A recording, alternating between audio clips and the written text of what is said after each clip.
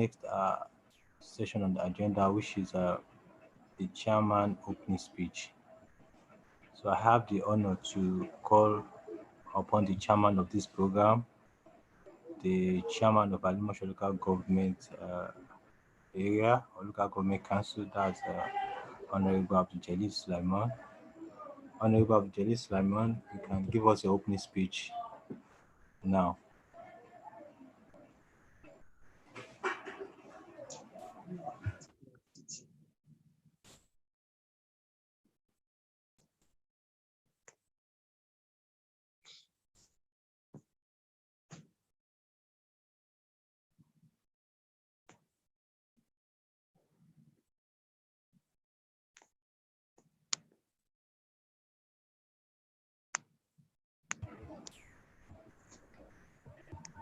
Sorry, Honorable, if you are speaking, we can't hear.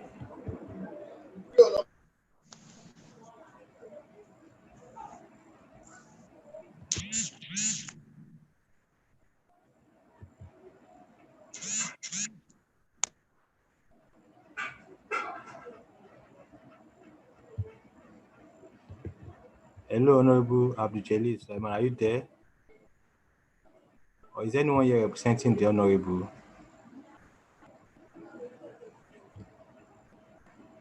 Mr. Jamiu Ayinde, Yeah. can you unmute He's yourself? online as Mr. Jamio Inde. Okay, And okay. I guess there's a technical problem. That's why we can't hear him.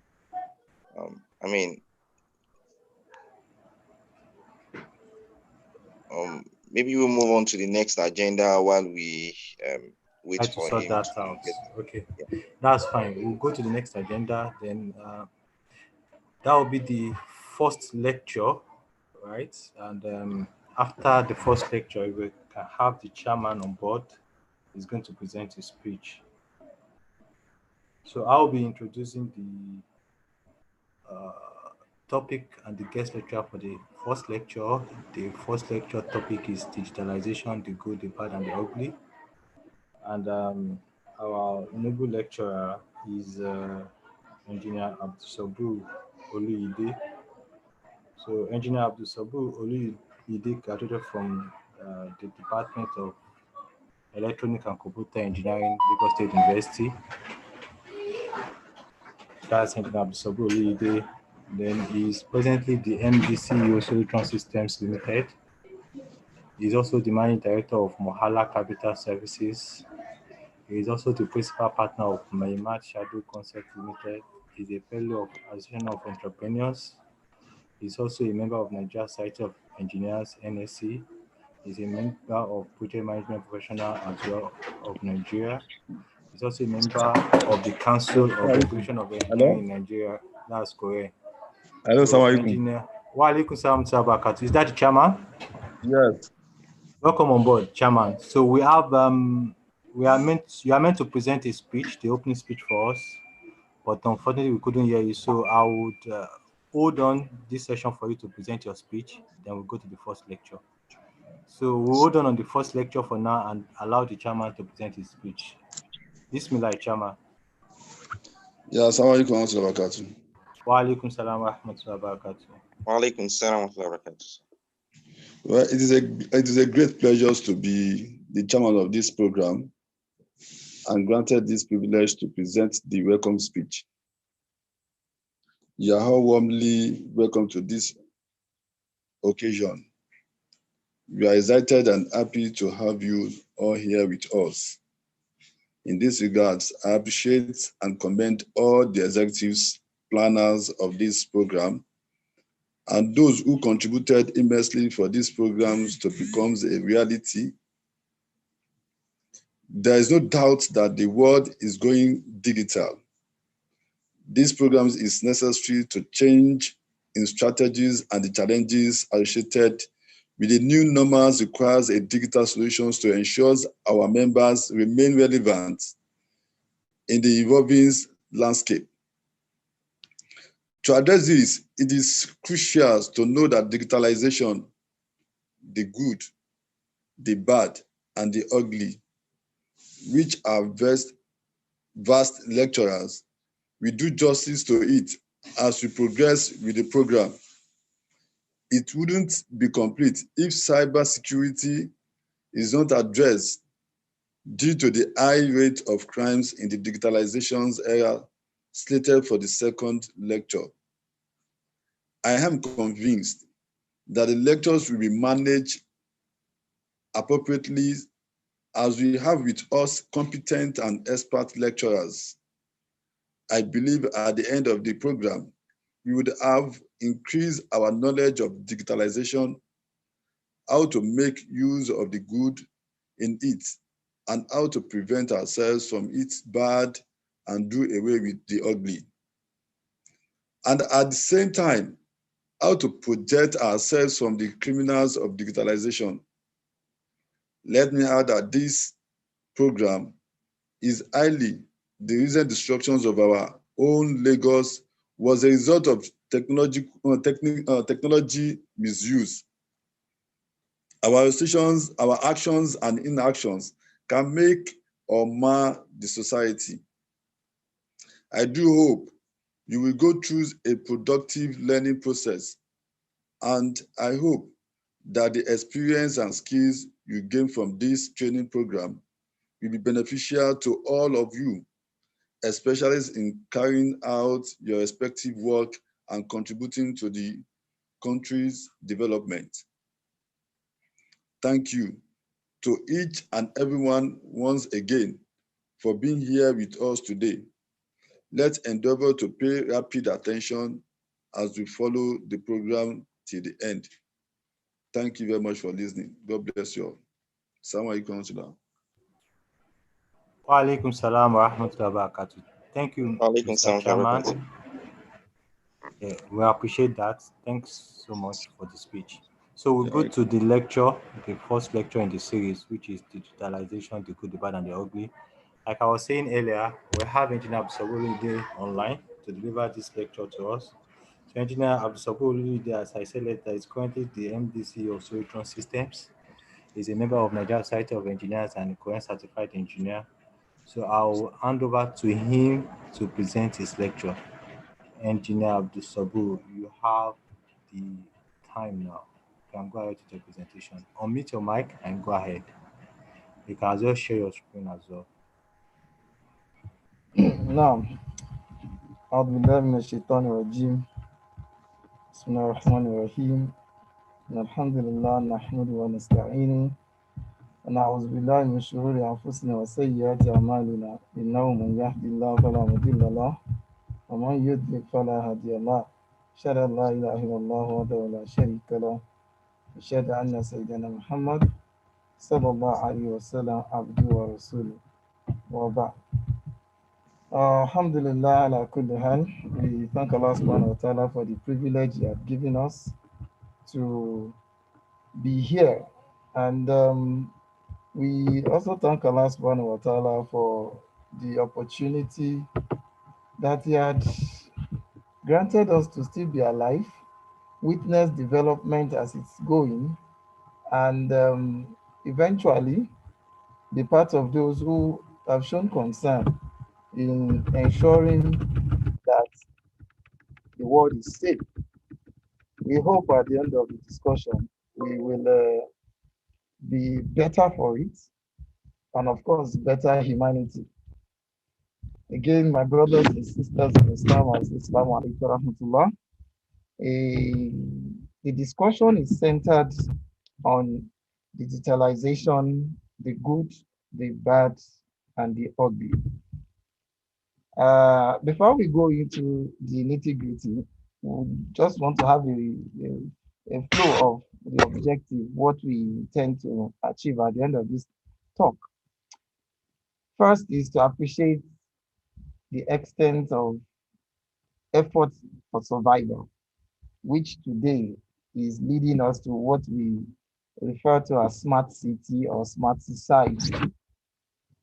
And thereafter, we have a clearer understanding of digitalization, and all what is associated with it. Thereafter, we will try to identify what are the various options and the digital world, the role they play in our lives. And then we'll now see from this role the positive, that is the good, the negative, and the undesirable of this digitization.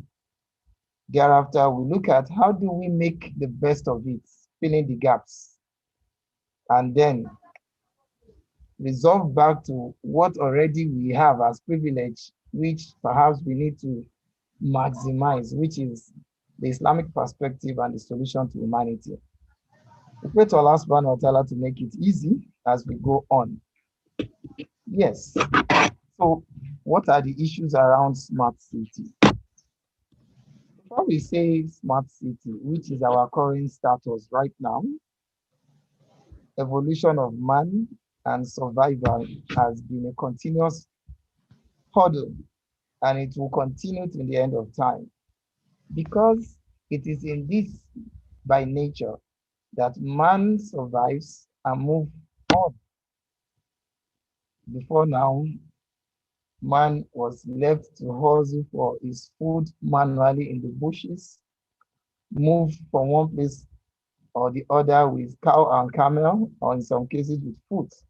But over time, we have transport facilities, we have so many other things, health facilities, and all the things that is expected to make life easy.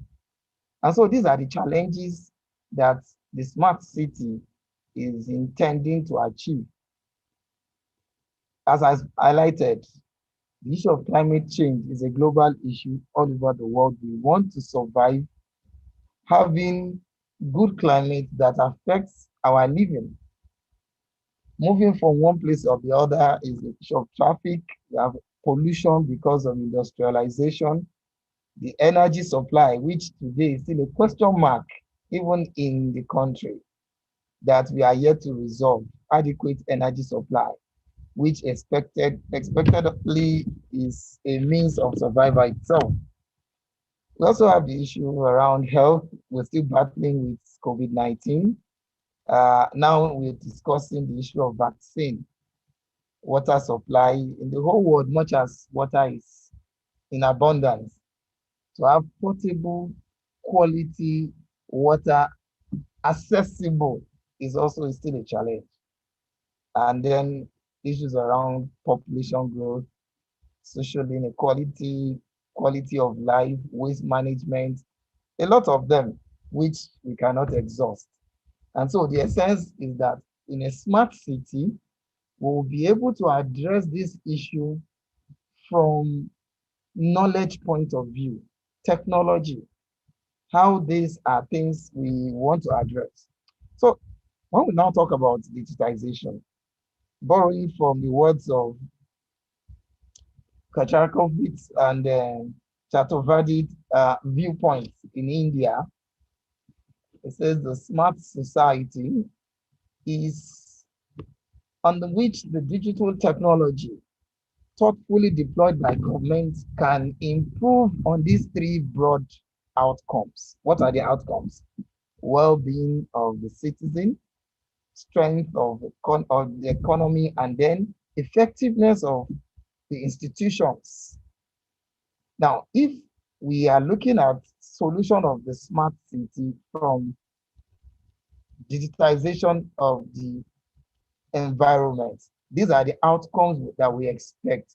That smart city is expected to give us a better well-being, strengthen the economy so that things are in abundance, and then the institutions, other government institutions, even family institutions, all these things are what is the expected outcome. But what we have today, it's another discussion before which I will quickly return to smart city interconnectivity first, before we now we just wanted us to have the digitization outcome as at the back of our mind. Now coming to interacting with the dimensions of the smart society or smart city as it were, the issue of our interrelation, social issues, the political angle of it, because these are decisions that would be followed up with policies. Then the technology or technical aspect of it, which is our discussion for today. And on the last point of view, we also have the physical in the essence of the real interactions. So around the smart city, we have the economy, the government, mobility, lifestyle, and then the environment, the people, the living lifestyle. Now everything revolves around the issue of smart city. Now, having said a little about what is the expected outcome, why we are today currently in the smart city, then the next thing is to have a clearer picture of the terms. When you say digitization, in simple terms, we're saying transforming from analog to binary codes. Those who are engineers, they understand that everything is reduced to yes or no, or one or zero, so that life can have variety based on predetermined factors. Now, digitalization then implies how we develop the processes that can help us use this all these digital devices, the processes that will help us to make it work. So if I have a phone, for example, the phone is digitized device, but how I use the phone is that I have digitalized my activities.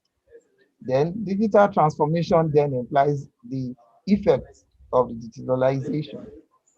That is the outcome of the digitalization and its impact on our everyday life. Now, before we go further, when we say digitalization and we are looking at the good, the bad, and the ugly, first I want us to establish the fact that it's a process that we deploy to help us work with these devices or the equipment. That process is the real discussion. And that means someone must take responsibility for this process or the way by which we go about it in a simple terms. On one hand, we'll be looking at those who actually do this or come up with these devices. And then on the other hand, we'll be looking at the people who use it. Now, first with the digital transformation, like I said earlier, that digital transformation is the outcome. So it's often viewed from the point of solution to problem. Take, for example, we want to, when we look at our TV as they evolve over time, long ago, TV was just black and white in terms of outcome pictures. But we feel uncomfortable and we decided let us improve on the colors so that we can capture the real four-dimension colors as it were today. And then we move from that point to okay, now we have good colors, scripty, but rather than going up and down to operate the TV, those days we turn around, twin it. Now we have remote controls and all that until we have the flat screen of today. So in that case, digitalization now is that we have seen a problem that we identified and we want to solve it. But those who design these digital devices focus on solution to the problem rather than the solution to the human angle of it. So much that eventually we sometimes render a lot of unintended consequences. Take, for example, we I've decided, okay, let us see how we can address the issue of uh, cancer, for example. And then we are transforming from equipment like the mosaic equipment that eventually we use ultraviolet ray to solve a problem. And that problem now leads to other problems. Why? Because we have addressed the problem we've intended, but sometimes some unintended problems evolve. And so it's a continuous circle. And today we'll be looking much more about the unintended consequences or challenges that evolves thereafter when we try to solve a problem. Another example is that today we now have the issue of transportation, and then we try to move from one place to the other, attempting to make our life easy. And transportation have ranges, wide ranges, but simply put, part of what our vehicle emit out is the CO2, which cumulatively is dangerous to our health. And that in itself is an unintended consequence in an attempt to ease our movement from one place to the other. And so when this happens, it has impact on individual, it has impact on the organization or the society at large. And it does not necessarily consider the need or value of the people when we are developing the technology. And so we say sometimes technology-driven society. Now, in such a technology-driven society, technology decides for man, directly or indirectly, is arguably anyway. Now, the real issue is, are we being driven by technology or technology is driving us? Because almost everything in our lives today rests on this technology. Something very typical, as we all are communicating right now.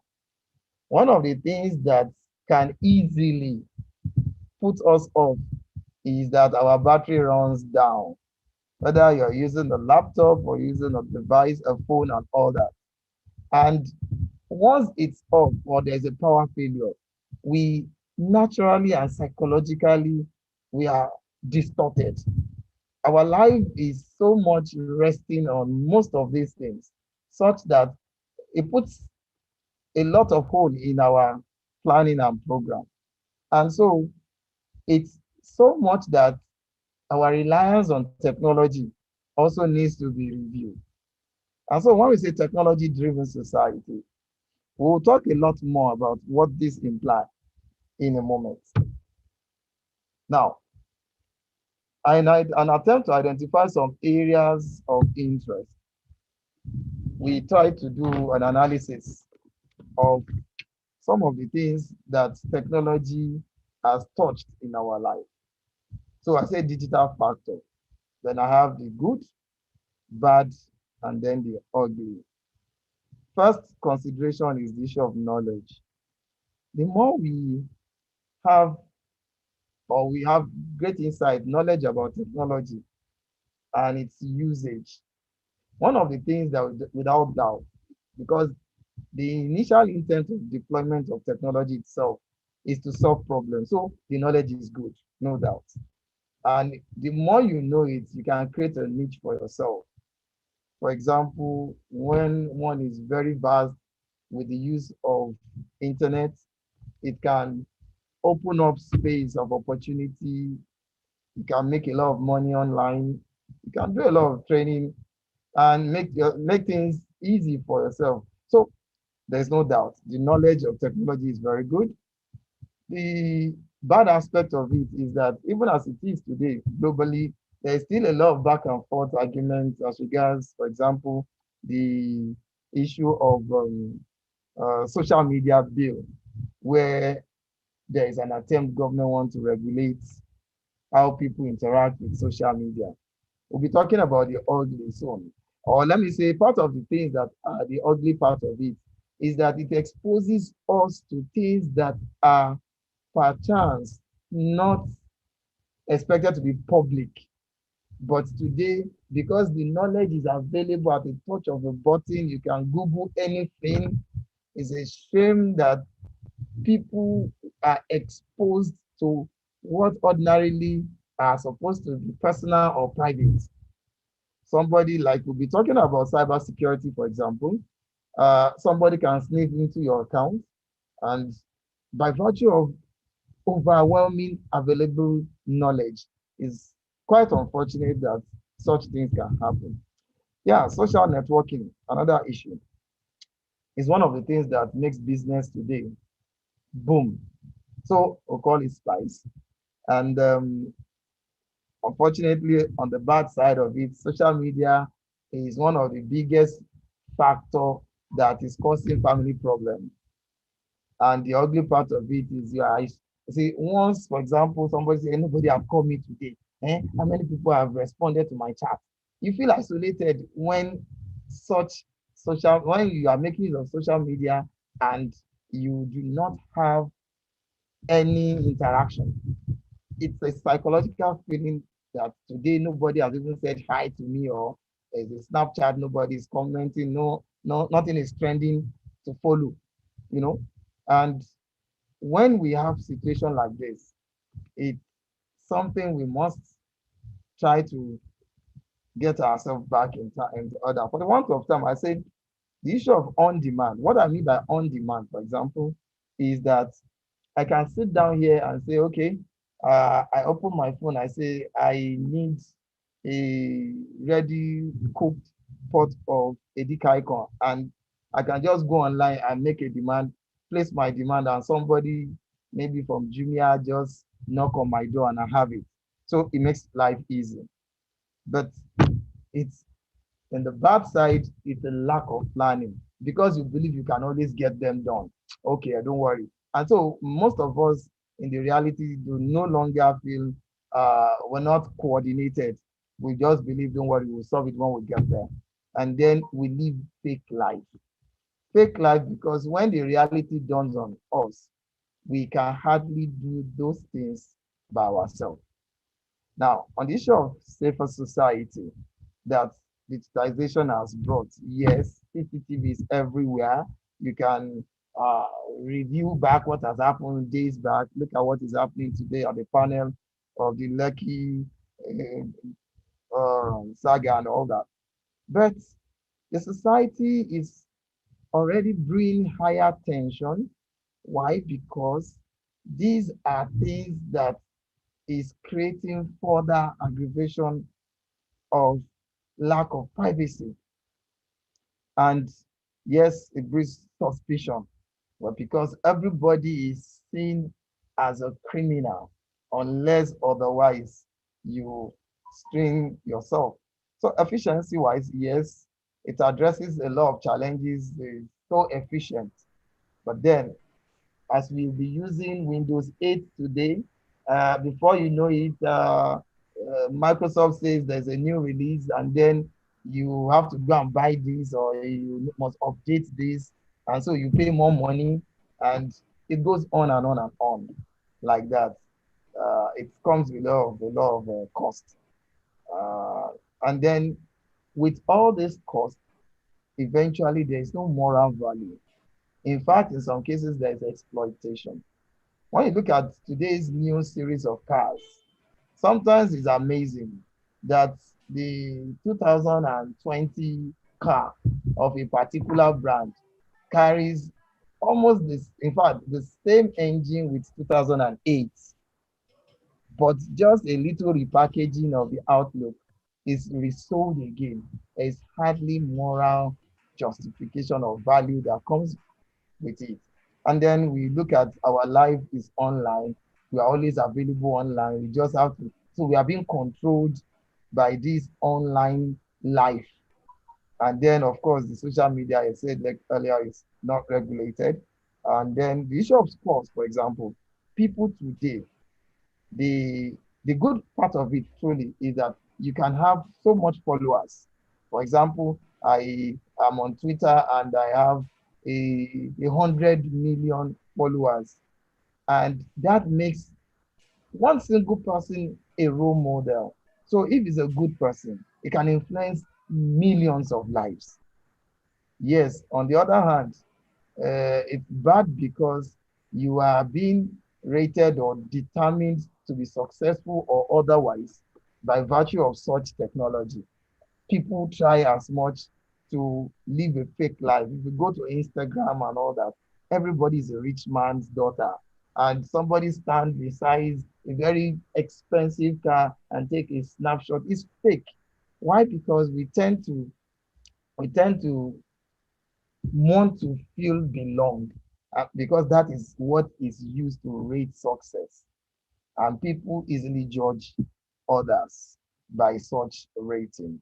I just did this as a little analysis for use, but because of time, let's go to issues that are of serious concern. Other issues here is that the social media, for example, uh, look at Facebook, how much people are on Facebook, about a billion, 2 billion, and then every day they are so addicted to it. An average person checks his phone almost, I mean, about 150 times a day. He's always bothered. What's happening? Is anybody, do I have a missed call? Do I have any message? This and that and that. It's something that is already bringing addiction. It's already affecting our way of life. Like I said earlier, you see how today people want to take selfie even at a highly risk situation. A lot of things are happening that is abnormal. So when you say the new normal of today is such that our life, I mean, technology determines for us what our lives should be. And so much about all this that is already changing how we live, how technology determines how we live. Look at in Sweden, for example, traffic lights are now placed on the floor because people are not looking up. They are just looking down. People are passing the express and they're still chatting and they're still doing self and all that. So it exposes our private lives. Today, you can figure out any personality, president or whatsoever, dig into his life to see what and what ordinarily otherwise would not have been public. And any single mistake, for example, you're in a conference, somebody take a shot, a snap of someone that is already dozing off, and he send it around the whole world because we have access to technology. And so these are things that already, it's a continuous landscape that is changing. I decided to put up some pictures so that we can have a true understanding of what we mean. How are you People are considering here, together Mr. Good? physically. Hello, alaikum salam. Yeah, you have 5 minutes left. Okay, I'm trying to rush Okay. to the end. Because of that, we see a lot of things that are unnecessary. Someone in an accident situation, and rather than people calling for help, they are busy taking selfie. No, those are things on the other hand. And then the work life. Today it's easier to work from home. It's easier to source for things around. And then we have the issue of challenge ahead of labor. Today we're talking about unemployment. It will continue because machine, talking about artificial intelligence, is already taking over most of the things we do, except for those who have knowledge. And so there is a knowledge gap that has to be fixed. And then a lot of things that are being determined today. Uh, and again, when machine takes over everything, who takes responsibility of mistakes or whatever machine does? And when machine is automatically being the one that is signing agreement, then who takes the knowledge of it? Look at e-waste, dumps all over the world. Today, Africa is one of the biggest dumping sites globally, and a lot of. And so, but let's look at going forward because of time. That we are to understand as Muslims, first of all, that the new normal has presented to us an opportunity to leverage globally as Ummah. And the return of Khilafah becomes easier when we can reach out with tools. So digitization should be, in the real sense, seen and be used as tools rather than it determining life for us. And part of the factors we must put into consideration in designing is to take responsibility, anticipate likely unexpected challenges, and then fix it ahead of time. So also, technology should be inclusive such that the people who are designing it for should be part of the design and be able to express what areas of challenges they need to know. Then it's supposed to be holistic. Now, holistic in this sense means that if you look at technology, digitalization, it's supposed to be technology focused on one hand, which involves the technology aspect, the software, the networking, and all that. And it's not new because date back in time, Salman Al Farsi came up with technology to assist in overcoming the kuffar when he brought this idea of trench. And it's a point of focus. And it's also a social focus also because it's something that involves the real user, human being, who makes use of it, and a point of interaction, which is the issue of the brotherhood. Now, what's the approach? The approach here is that we as Muslims develop solutions, experience the, put it, experience, share the experiences, and test the innovation in a real world in such a manner that will benefit mankind. And the principle is that, like I said earlier, being process oriented, we should be open to discussions. When we have opinion, we should be able to accept other people's opinion.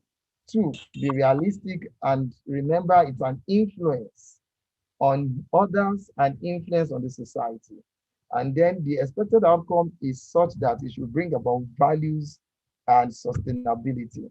Now, when we want to put it into individual perspective, each individual, for example, is that we should see technology or digitalization as tools for capacity development. We should be able to explore further adequate knowledge of the internet, explore further how we can make use of these devices, the technology, to enhance our capacity for living, and then continuous updating of our knowledge. It's something that we can use economically. For example, if I'm selling shoes and I place this on online, I'll reach out to wider coverage of clients. So this, we can make a lot of economic growth from the issue of digitalization. And then social outreach. Like I said, if someone has 1 million followers, it then implies that when he is able to reach out, the person passing the message of Allah, giving good etiquette and values, a lot of people are, he is able to reach a lot of people in good time and then create the global opportunity. Now, as an Ummah, first we must appreciate that all of us, there's a collective need to develop ourselves individually and then collectively, so that in the long run, the goal for which we exist, which is the servitude to Allah, will be achieved. And also that we says, "Kalimatullahi al-Hulya," that the words of Allah will reign supreme. Secondly, on the issue of economy, it's something that we should be very bullish in supporting innovation processes that will enhance a lot of achievements. And we should not be naive in reaching out, sharing knowledge, collective collaborations to ensure that we have better solutions, products, and services. And also, this should be part of what, like Allah subhanahu wa ta'ala has spread today, we have a huge chunk of people living in the slum and a few people living in the city, and the economy is imbalanced. But by virtue of the establishment of zakat and sadaqah, it's something that can spread the goodness of the earth globally. And then ethically, we should ensure that when we make use of the digitalization, it's something that we should support inclusive participation and allow others for criticism and fair dealing. We should be able to establish standards like we have today, allow certification of whatever products or services that we are engaging in. And then we should be able to break barriers of border, ethnicity, and all that by the use of the digitalization technology in such a manner that will enhance the brotherhood. Now, on Engineer Abdul final Salam rounding alaikum. off, the Your, ongoing agenda of Universal Brotherhood Global Engineer Economy Abdul, and your time is up, Social so you can round up in 2 minutes, please. inshallah, yeah, alhamdulillah, is that every one of us, like I said, every one of us, as long as it is digitalization, it is communication. And as long as communication is necessary in the end of time, it will continue to be relevant. And these are tools that we can use.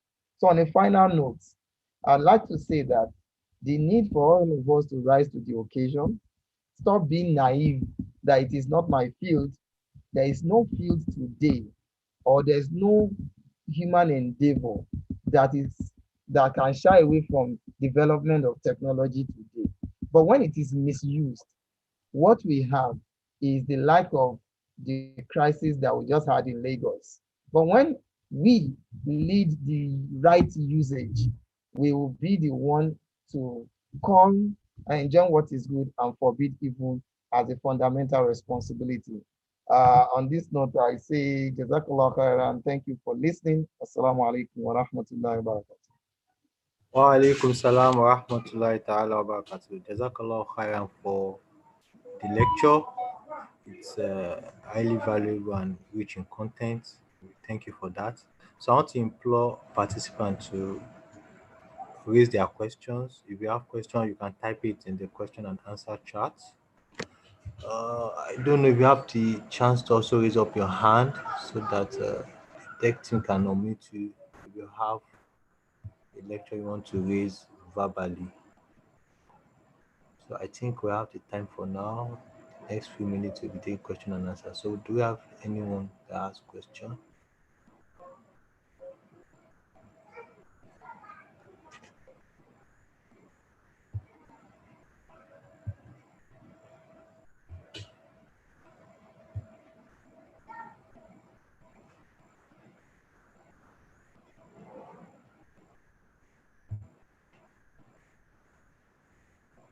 Do we have anyone that has question?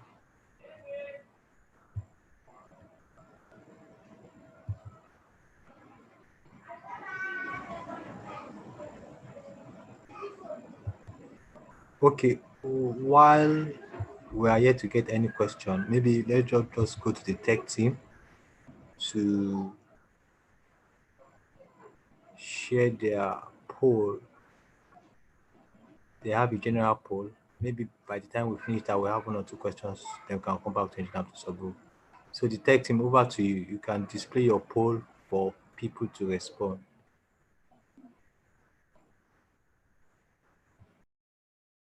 Yeah, we have the poll on the screen, so we implore everyone to respond to the poll.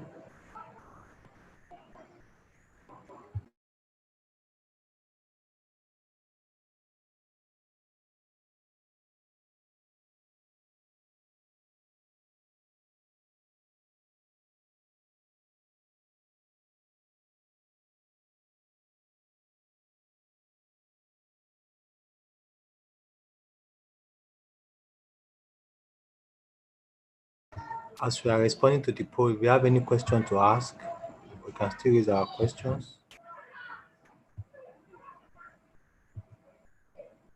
If you want to ask verbally, you can signify by raising up your hand as well. Assalamualaikum Wa alaikum salam wa barakatuh. There is a question in the chat where somebody asked that what can be done about the high cost of technology.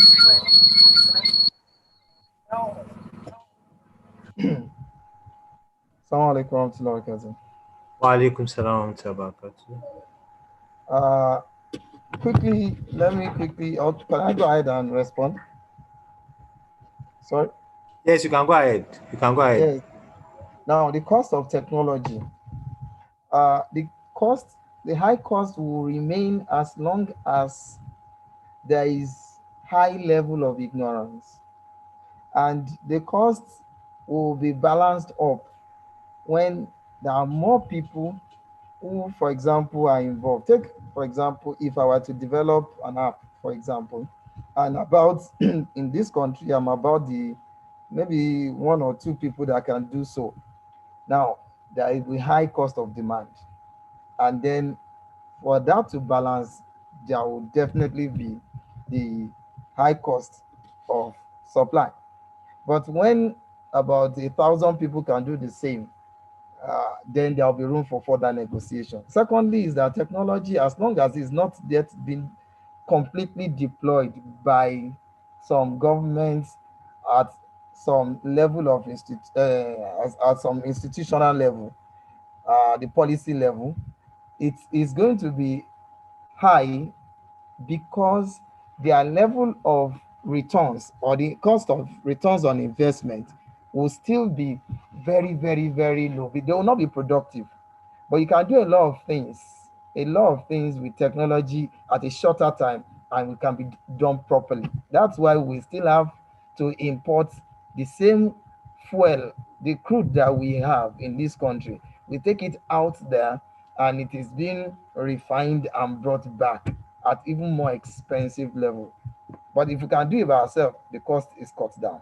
I hope it is clear in that analysis. Jazakallah khair. Okay. Thank you for that response. Do we have any other question? Yes, one last question. Okay. As you know, Nigeria and Africa generally, we are behind when it comes to technology. And just like you said, the cost will be high because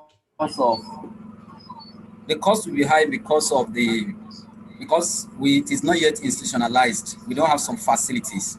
So is there a way or is there some opportunities or fund that one can assess that one can basically use to develop this some of the technological infrastructure that will provide solution? Let me give you an example. In some countries now, electric car is becoming something that is being accepted here and there. But in Nigeria, yes, there has been some effort in making sure that we develop electric car. There has been some innovation. But even if there's electric car in Nigeria, can it really function? Because this when we still even have stable electricity supply. And some other, that's just an example. And some other, so how do we um so that we will not be at disadvantage, already we are disadvantaged already coming from this part of the world. But how can we bridge that gap with the little we can do? I don't know if my question is clear enough. Yeah, if I get your question properly, how do we reduce the cost overall in such a manner that will take advantage of the benefits? All right. Yes. Yes, you are Now, correct. first of all, I would respond in two ways. Number one is that when we look at it from the angle of the institutional point of view, some of these things can only be driven by policy. And that's where the what is called today the political will comes in. A situation where the government is not just paying lip service, but also drives it with the available resources. Now, this technology must be such that when it is being deployed, well funded, its sustainability plan comes with it. In that case, we are going to have it over. I'll give a typical example. Until recent, we've been talking about election and electioneering with a technology driven election. Until recent, I think an election was held yesterday in Lagos. Now, people are collectively saying INEC has come to stay with the issue of technology, but that's not where we're stopping. We're talking about online voting. It's already happening in so many other countries. So, but because there are other interests that are involved, such policy decision is difficult to make. And so we still continue to suffer spending so much on electioneering. Secondly, is that at individual level, we should first of all give our best before we say it's not possible or it's difficult or it's not working. Now, I want to say this for the want of time of the opportunity of those that are listening. There's so many things we can learn ourselves online for free, but the way we use our devices, our phone, our laptop today is unfortunate that we sit on Google to Google things that are irrelevant, where you can do free learning on the YouTubes, the free learning on online programs, skill set, and all that, that can enhance our capacity to the extent that we can now be competent to even enhance our economic growth. In that case, we'll maximize that technology. But because of our liturgy to do so, rather we do a lot of download of films and enjoy ourselves, and then we are not making progress. So these are things that we must do to bring down the cost of the technology that we so much desire to solve our problems. I hope it is clear from that perspective. Wallah alam. Thank you so much for the response to the questions. So we'll go to the next segment, which is a 10 minutes break, and we're going to have our sponsor that will make some advertisement of their product and services. So I'll be calling on the first organization, which is Content Punch Limited, Content Punch Nigeria Limited, or Content Punch Limited. So we have the CEO of Content Punch on board, which is Mr. Kazim Lawal. He's a project management professional. So I'll have him on board to make his presentation in 2 minutes. Mr. Lawal. Bismillah.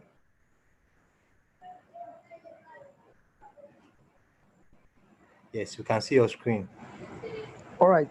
Now, so assalamu alaikum wa rahmatullahi wa barakatuh. So it's a great pleasure to be presenting this. So just a bit of background and also to confirm our alignment with what has been presented by Engineer Ide as around the digital space. So Content Bunch was founded in 2017, and our primary goal is to support both businesses and individuals to survive and remain relevant in the constantly evolving digital landscape. We set up this company to provide support for people, to train people, and also provide people with adequate skills that can help them achieve their aspirations and also remain relevant in this world. So the world is changing so fast, and it is important that you continue to it is important that you continue to learn new things. So basically in Content Bunch, we have two products, or we have two arms or two aspects of our company. Number one is what we call CBL Academy. CBL Academy is a digital training platform that we have set up to train people and provide that digital skills that can make you still survive and remain relevant in the digital landscape. So we've heard so much about so many things. So we've done several trainings. Some of the trainings we've done trainings around fundamentals of project management, which will equip you with how to manage both personal and enterprise projects. And these trainings are facilitated by experts from these fields. We've also done training on UI UX, which is talking about interface design and how we go about them, on how to build a perfect user experience. And we have also done training on data science, where we train people on how to understand data and how to even navigate the live, I would say the data science career path. And in this 2020, we have done highly discounted trainings, which provided people with the requisite skill. The second part to CBL is what we call CBL consulting, and in this, we build digital platforms. So if you have any solution in your mind you want to build, CBL is the right partners to help you navigate this. You can follow us on our different handles. On YouTube, we are there. On Twitter, we are also there. On Instagram, LinkedIn, and Facebook. We also have a WhatsApp group where we constantly share information around our products and our trainings. So we encourage everyone to go to all these channels and follow us to get updated on our product and services. And I want to use this opportunity to thank the organizers of Alimosho Professional Group for giving us this opportunity. Thank you and have a lovely day. Thank you, the CEO of CBL. If I may ask, I have an idea, but I don't know the solution to profile, but it's an idea. Can I bring CBL on board? Can you make Yes, you idea can. my idea? Can you make it fruitful? Can It's you just develop for a you to model get for me to us. to? We actually that's what we do. And like Okay. I've said, you can follow us on all different handles that I've stated earlier. You can also Okay. follow us on, we have, maybe as we are going on, our contact also available for you to contact us. You can contact us on, you can see our website, visit our website, send us email at info@contentbunch.com. Our numbers are displayed on the screen as well. Thank you. You're welcome. You can put it on the chat box as well so that others can have the opportunity to copy. Thank you, CBL. We pray that Oh, Allah bless your business. So we all go to right. the next organization these next 2 minutes, and that's Brain Ad. Brain Ad, you have 2 minutes to present your video.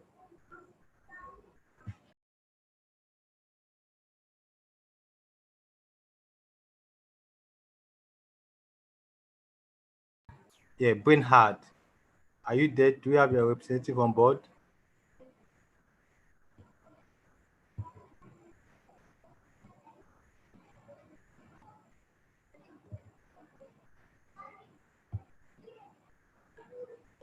Okay, let's move to the next organization, Embassy Computer Technology. Embassy Computer Technology, are you there? Do you have your representation on board? If you are mute, maybe you are talking, you are mute. So we wouldn't know. So you can unmute yourself. Maybe you are mute and you are talking.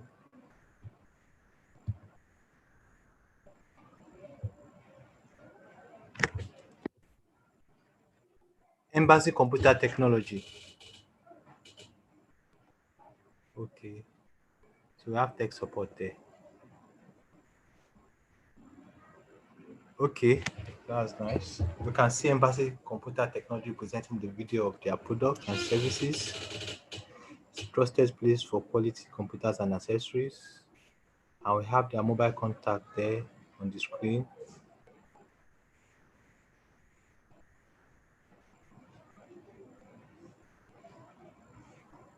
So Yeah, we have, okay, I think we can go put ahead. some voice to it. Maybe we should replay and put some voice. It has some sound. Tech support can do that. Okay, tech support, can you help us with the sound?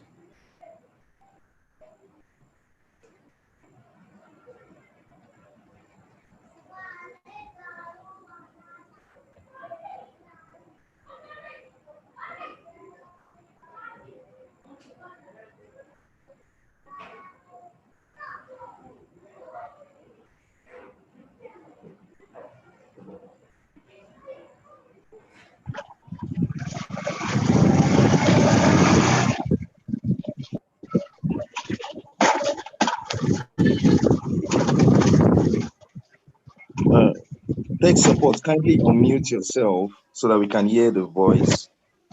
Thank you.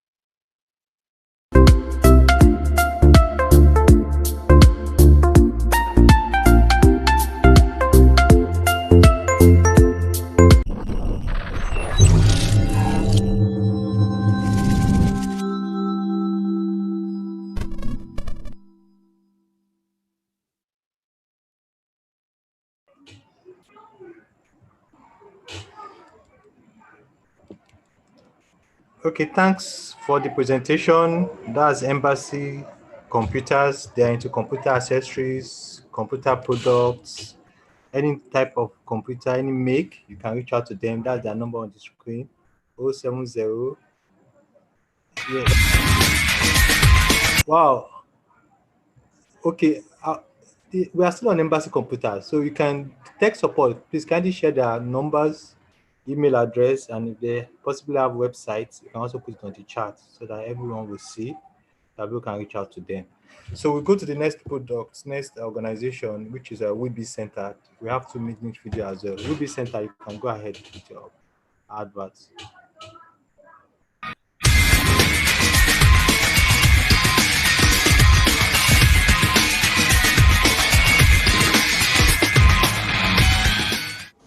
Good day, everyone.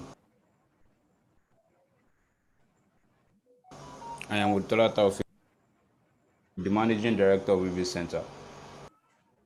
Our office is located at number 2 Remiola Guju Close, opposite Feswa Kwabo, Rusina Secondary School, Boro. Our services are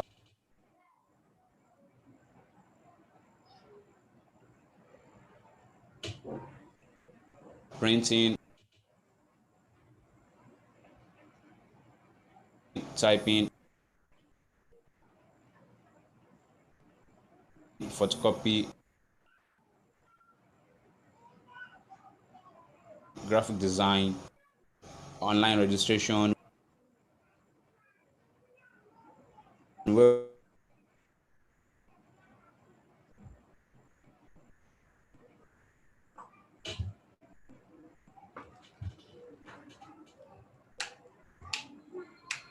and many more. 92. Our official mail is bbcenter@gmail.com. You can also contact us on WhatsApp via 09083152520 or 09065099464.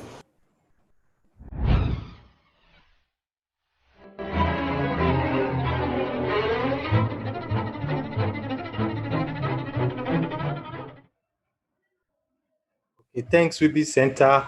That's WeBe there into typing, photocopying, web design, and different types of services, documentation, you know, putting up your documents together and doing different kind of graphic designs and the likes.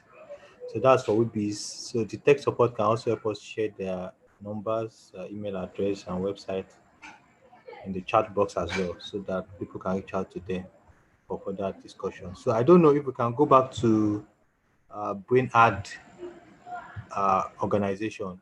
Do they still have their video now? Can they? Brain Ad, are you there? Do you have the representation? Okay. Someone is trying to share the screen.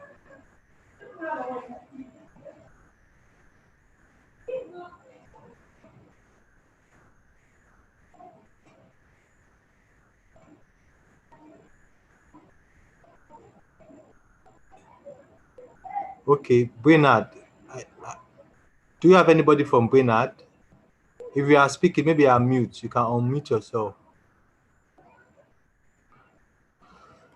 Okay, if there is nobody, so we'll go to the next lecture, which is on cyber security. And we'll be having on board a cyber security expert to share with us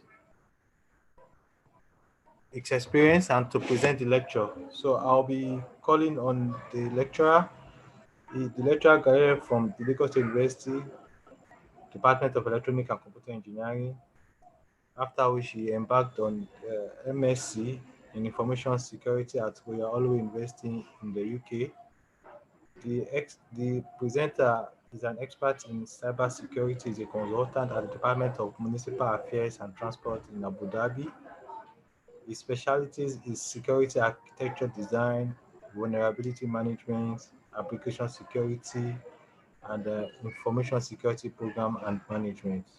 He held several certifications in various network and security products from different vendors, and he's no other person than our brother Alhaji Abdulaziz Pedro. Alhaji Abdulaziz Pedro, welcome on board. You can unmute yourself and start your lecture. Bismillah. Okay. Assalamu alaikum warahmatullahi wabarakatuh. Wa alaikum salam wa rahmatullahi wa barakatuh. Walaikum salam wa Warahmatullahi wabarakatuh. Yeah, thank you, Engineer Saba. It's a pleasure to be with the professional group Alimosho Zone. Thank you very much for having me on board. A very big thank you to the chairman of Alimosho LCDA who is with us, and because I used to live in Alimosho, right? So we have to recognize the chairman. Also, I want to say a big thank you to Engineer Abdusabur. My own journey today would not have been possible without the guidance we got from somebody like him back then in school. So it's nice to have a presentation after he's done it. So, Bismillah ar-Rahman ar-Rahim. So we pray that Allah subhanahu wa ta'ala guide us for what we would be discussing today. And I'm hoping that we will learn a thing or two from today's presentation. Yeah, so the topic is cybersecurity. When I was approached for this talk, I was like, okay, cybersecurity is something very, very wide. It's so massive, and I would assume you would definitely agree with me when we finish this session that it's something that is very, very, very, very wide. And it's good this topic is coming after the digitalization topic, because they actually have something related. They have a lot related with respect to digitalization. So before I want to start, can our tech support please pull up my poll question, please? Can we have that? I want people to answer those questions as we go on. Yeah.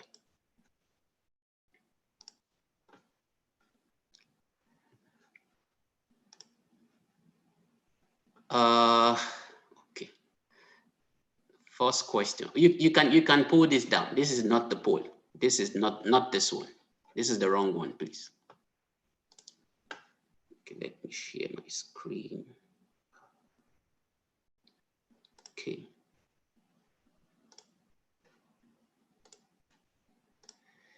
Okay. Yeah. So let's get into it.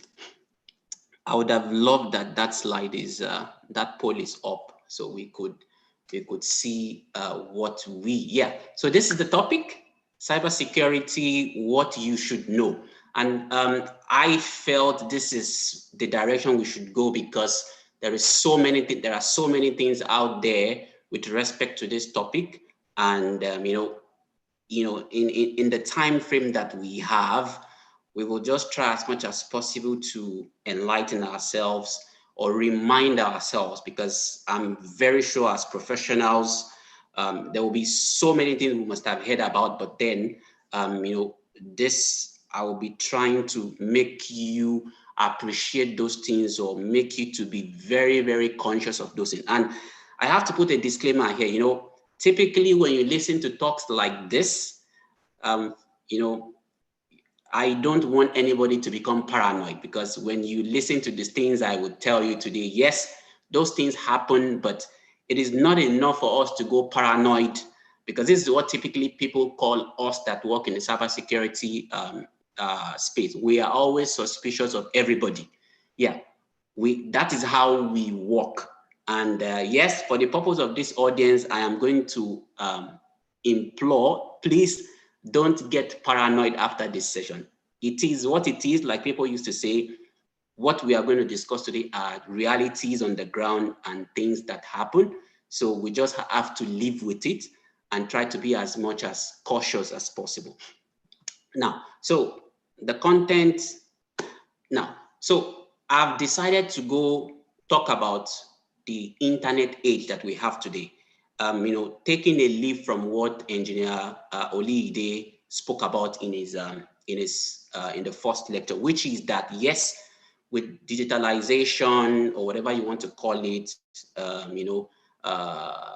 technology development, everything is blowing out, smart cities, smart this, IoTs and the likes. All of these things are actually one key thing that enables all of these things is the internet, right? So typically today, an average person today has a mobile device that is internet enabled. You have a laptop that has internet. In fact, it's what amazes me today is how much our data cost in Nigeria. It is so cheap.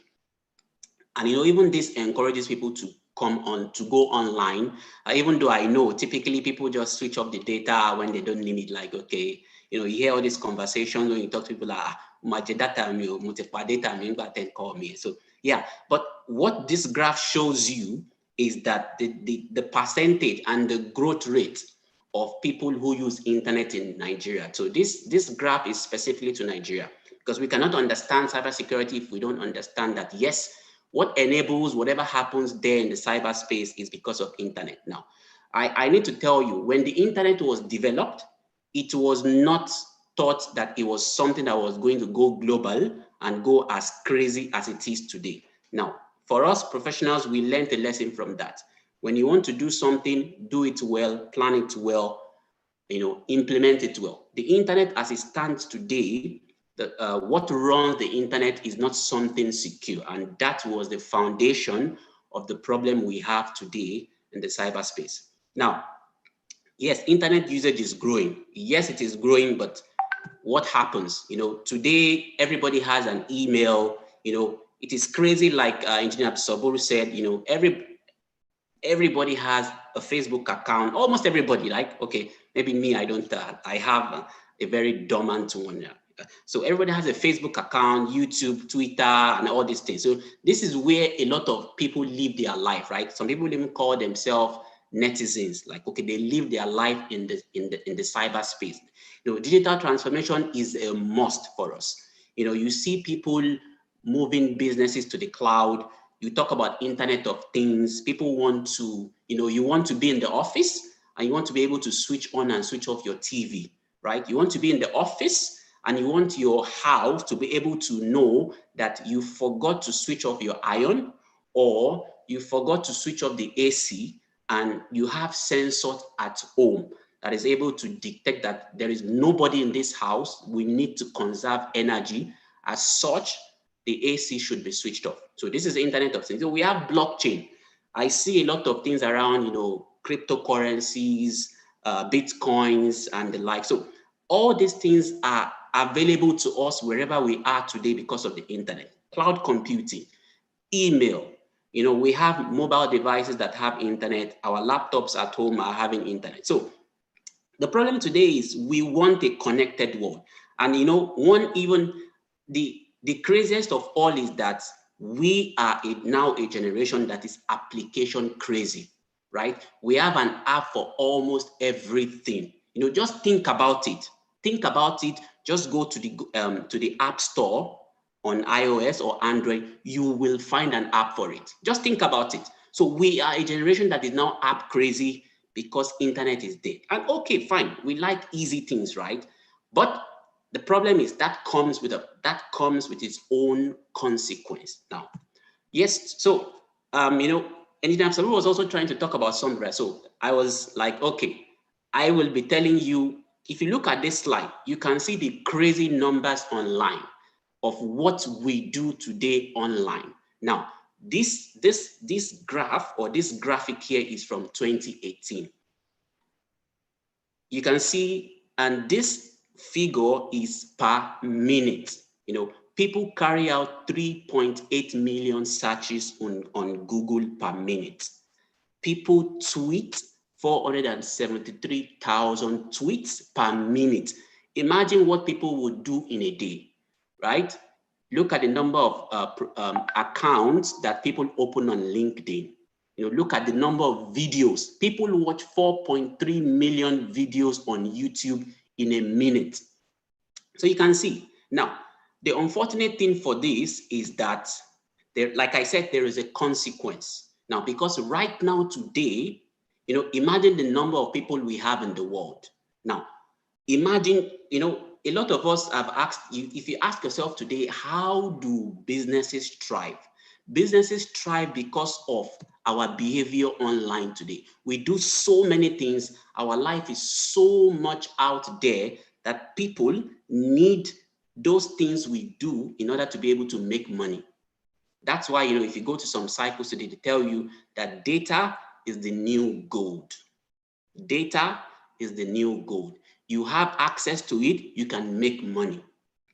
You look at Facebook today, you look at all this social media. The question is, how do they make money? Have you ever asked yourself, how do they make money? Somebody is giving me, to open an account for free. You use your data, you do so many things, but yet, one of the richest organizations today are people who play with our data. It's unfortunately or fortunately. Yes, there is the good side, there is the bad side. So we will get there. Now, like I said, the consequence of all our life being online, the consequences of a lot of our mobile devices, laptops, connecting together because we need to interact, right? I'm here in Abu Dhabi today, in the UAE. I'm able to communicate with you today. Yes, this is powered by internet because we have internet and we are able to use a similar platform to communicate. It's just like I'm beside you talking to you. Now, like I said, the consequences of all of this is that people will want to get those information, whether in the right way or in the wrong way. As a consequence, we talk about data breaches today. Now, this is the background. Now, in fact, when you put in figures to those breaches that happens today, we might not really be aware, and those numbers are growing by the minute, by the day, by the year. For example, in 2018, organizations lost $400 billion in 1 year around the world. In the United States alone, organizations lost $100 billion just to cybercrime. We'll get to those. And data loss alone in 2018 cost organization $2.1 trillion. Forgive that billion, it is trillion. When you actually go to that Forbes, this is from Forbes, it is $2.1 trillion. And people are actually making money out of what we do or what we do not do. As long as that device is connected, you send out a packet somewhere, people use it. Yes, it's not a question that do they use it or not. It is being used. Now, a quick, definition of cybersecurity. I took this definition from Kaspersky. It's one of the antivirus manufacturers out there. It tells us that cybersecurity is the practice of defending computers, servers, mobile devices, electronic systems, networks, and data from malicious attack. Because today, yes, Facebook might say, okay, you put your username, password, your name, your mobile number. Yeah, maybe they come across innocent, but yes, somebody wants to target the Facebook servers or system to get that data and use it for something else. Now, so the essence of cybersecurity is to protect all of this information and the infrastructure or the systems that facilitate what you and I do online from this malicious intent people, right? So now the goal of all of these things is just three. This is what for us in this space, this is always what we talk about: confidentiality, integrity, availability. Now I'll start from the bottom. Availability, we were talking about picking up your mobile phone, you have a signal, right? It's not like, okay, maybe the base station is down. No, you have it, but you cannot make a call. You cannot make a call because somebody somewhere was keyboard itchy and they've brought down your service provider's network. That way you cannot make a call, okay? Or you cannot even browse. It happens. One of the goals of cybersecurity is to ensure that you have a service. Anytime that service is required, it is available. Now, integrity. Now, if I send an email, or as a doctor, if you make a prescription that give patient A 300 milligram of this medication, You don't want the nurse at the dispensing, or you don't want the pharmacist at the dispensing station to see your prescription as 600 ml of the medication, right? This actually happens. You send something, but what gets to the person that should receive the message is something else. So this is one of the goals of cybersecurity, to ensure that integrity of what you send from point A to point B, it gets to where it is meant to be, right? Today we've talked about deep fakes, right? You see a video of me say something, but when people doctor it, they send it out, it is something else. Now, we talk about confidentiality. It's like, if I have to talk to Engineer Saba, right? No other person, or if I send a message to Engineer Saba, no other person should see that message. Now, because of this challenge is what you've seen your WhatsApp today, right? It shows you like the message between you and this person is completely encrypted. So it is just to ensure that this confidentiality, it is safeguarded. But is that the case? Is that really the case? Yes, that's questionable. Now, cyber threats, with all of these things we've talked about, you're telling us to get paranoid, not to, this, that. Yes, what is going out there is real. So I'm going to run through a couple of things on this slide. I would not go through all of them. I'm just going to focus on malware, phishing, and man in the middle. Okay, so because of time, this list is not exhaustive. There is so many things now. Today, what has been noticed is that day in, day out, year on by the year, because people are now getting more aware about, okay, take care of this when you're online, take care of this when you're online. There are two specific attacks that people are now focusing on. One of the key things that people now focus on is phishing, right? And business email compromise. We'll get to that. Now, what happens with phishing is like somebody tries to send you an email with a link, right? So as soon as you click on that email, you could get something downloaded on your machine. And, sometimes that could even, just by clicking that email, that whatever is there downloads automatically. Sorry, clicking a link in the email, whatever is there automatically downloads on your machine. It's activated.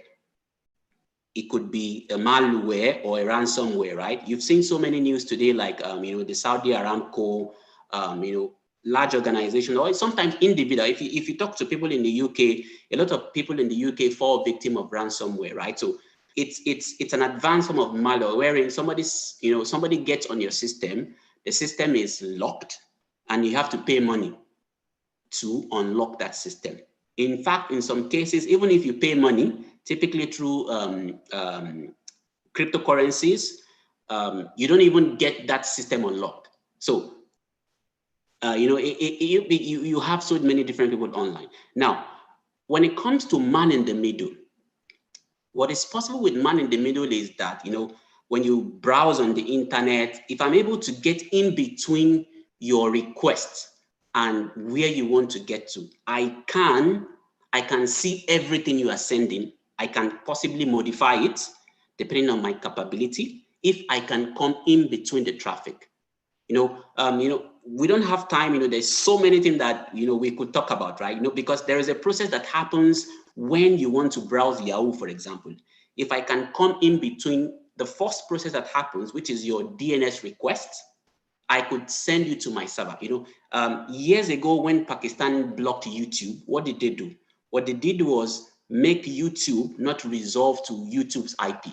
They made YouTube resolve to the government's IP. Thereby, they brought the whole of YouTube down in Pakistan. That was years ago. So these are things that happen. Drive-by download. I will not be able to go through this because of time. But this list is not exhaustive. So I've just tried to talk about some of the things I feel is important that is really, really happening there today. Most importantly is the phishing that we really need to be aware of. We will still talk more about it in the following slide. So now, yeah, this one, it's a very nice looking slide. You see, so who are the guys out there that actually do some of these things? There is so many actors out there. You know, you see like people here, you know, you can see like, you see something like suicide hacker, right? Or cyber terrorist. You know, the question now is, can you have a suicide hacker? Yes, you can have a suicide hacker. Somebody who possibly could take over your laptop, and he doesn't care whether you pay or whether you don't pay. He doesn't care. He's on it, and that's it. It's gone. Even they could go as far as, you know, bringing down government sites, all in the name of like, okay, this is like a hack, and that's it. You cannot recover that system. It is gone. So, you know, cyber terrorists, state-sponsored hackers and hacktivists. I would just talk about those two. I remember, I think it was the first election of Buhari, wherein there was a time that INEC website was down. I don't know if we remember that thing.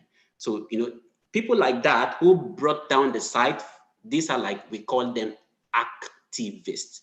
So they are trying to send the message by targeting the government, and they kind of break into the systems.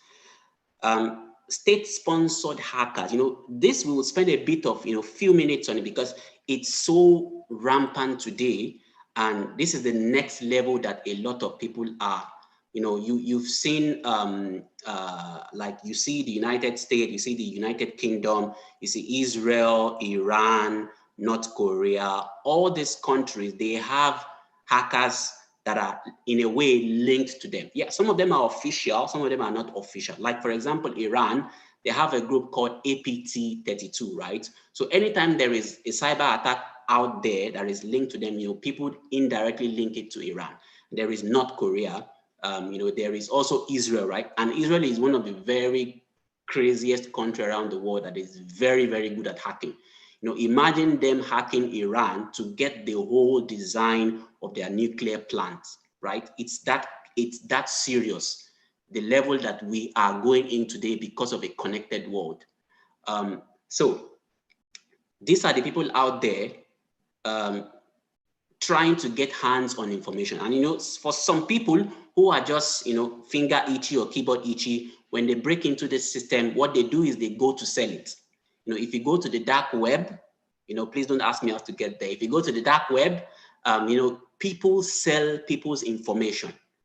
People sell it out there for a fee. So this is, like I said, you know, that is why I've put in the motivation. For some people, it's financial gain. For some people, it's to create havoc. Okay, let's just disrupt things and let everybody start running around helter-skelter.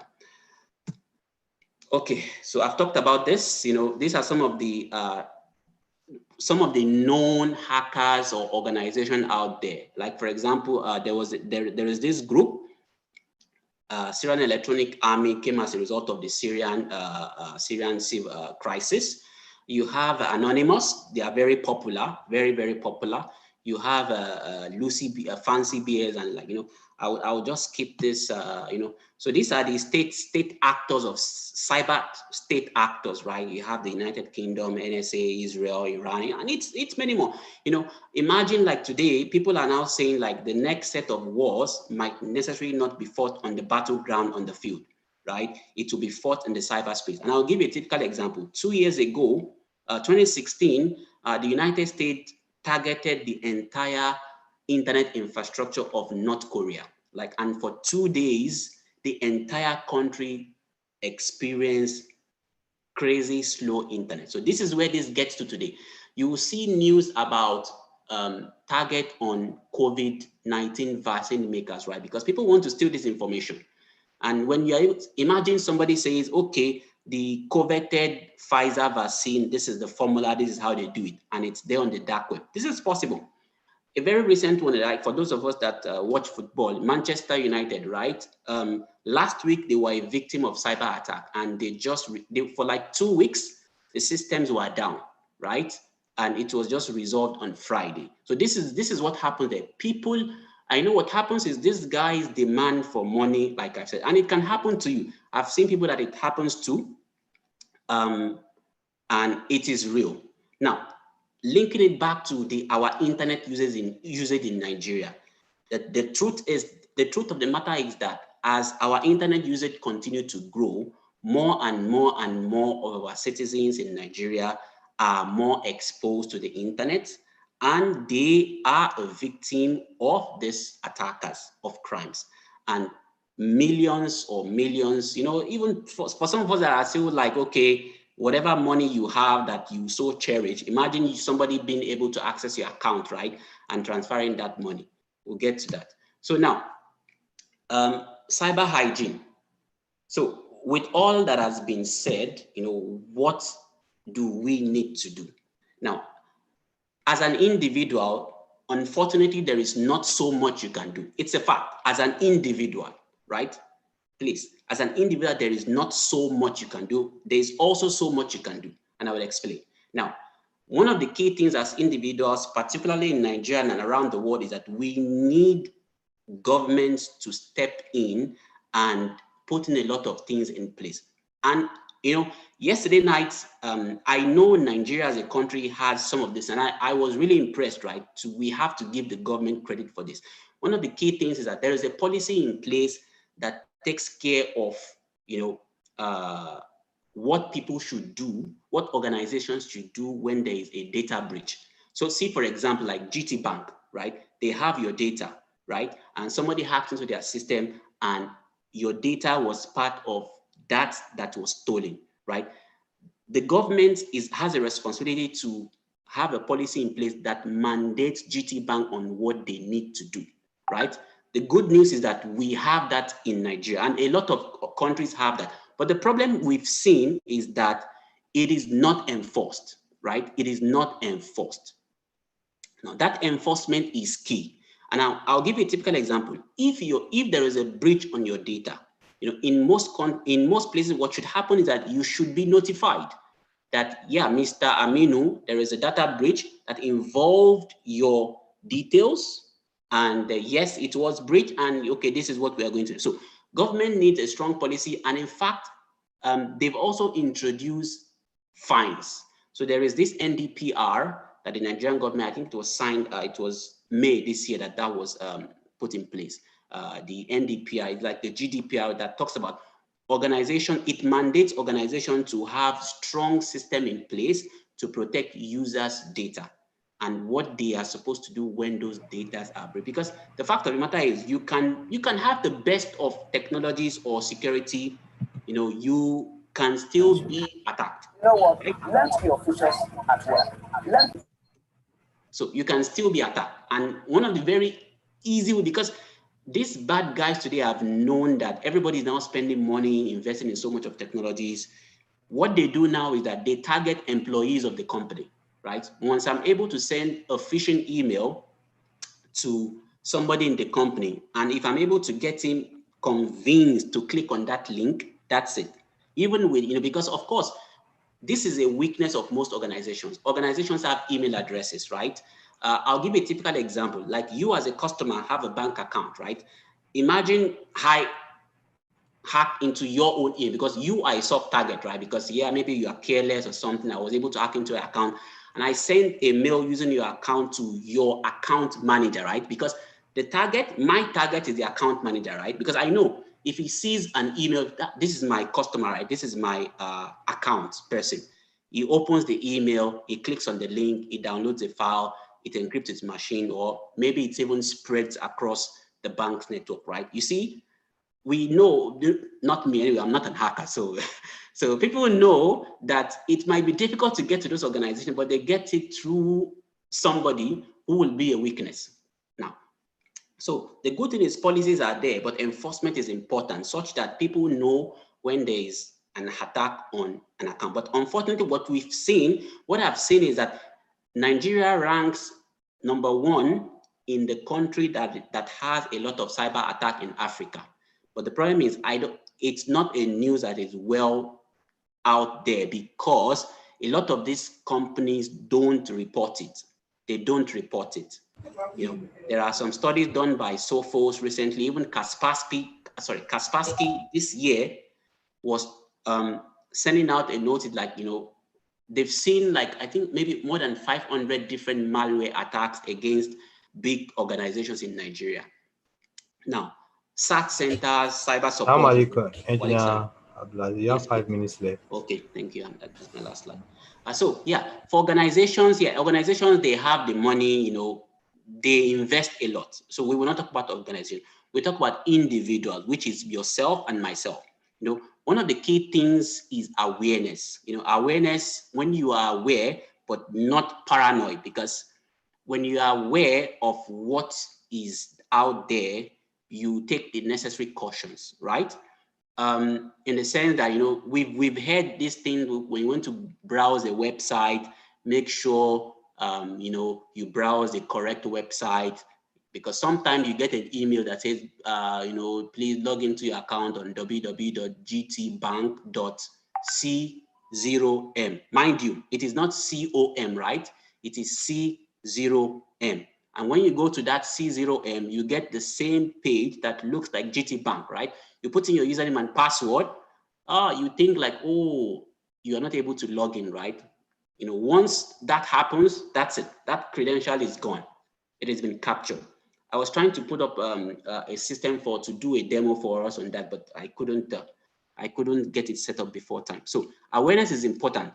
Be sure you are typing in the right link. Be sure you are doing the right thing when, sometimes I see a lot of messages. Somebody sent me, a lot of, in fact, what we do on WhatsApp today is so funny. Like people just saying, there is one department or one Lagos state government ministry is doing something, fill in your details, and they're sending you Google form. And I'm like, okay, these are things you should not even look at twice, even if you're looking for that job or something. An organization is sending you a form. It's not even having like .gov.ng or .lasg.gov.ng. I don't even look at it twice. So these are the kind of things we need to be aware of. You need to look at a link and be sure. Somebody is sending you a link of Lagos state government. You're not even seeing something that looks like in the link itself, because organizations are branding. Even governments now are branding their links. So this is the first step for me in what I do. You have to check it.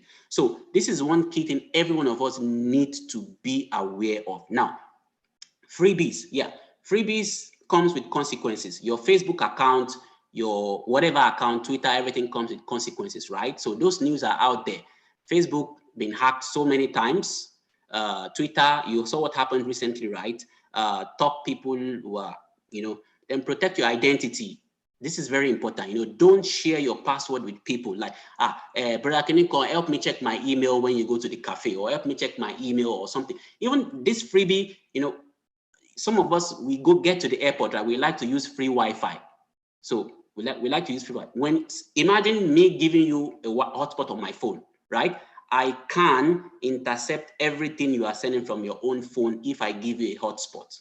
It's the same thing when you go to the airport or you're in transit, you go to a place and they say there's free Wi-Fi, you use it. I'm not saying don't use free Wi-Fi, right? But you need to know the consequences of using a free Wi-Fi. It's either you use your own data, or if it is really, really urgent, if you have to use a free Wi-Fi, you should use a VPN. So protecting your identity is very key. And update, one thing we don't do that I've seen, I don't know if it's like that, is we don't update our devices. We don't. Can we put up the second poll, please? Let's just do the second poll as, so let's put up the second poll. We don't update our devices, those devices, because what happens is Microsoft, they release security patches every month. And there's a reason, because some of these systems have issues, right? And we use them, we go online. There is a weakness in those systems. And when they release those patches, we are supposed to update it. I know we do have issues with, some of us might have data or, data, but I would encourage us to try as much as possible. It is something that we need to do all the time. Those patches are not just for fun. They are to kind of protect us, when we are out there on the internet. So, thank you very much. This is some of the things that happens around there. You can see my background. I will leave it. So I want us to read it to see what's happening.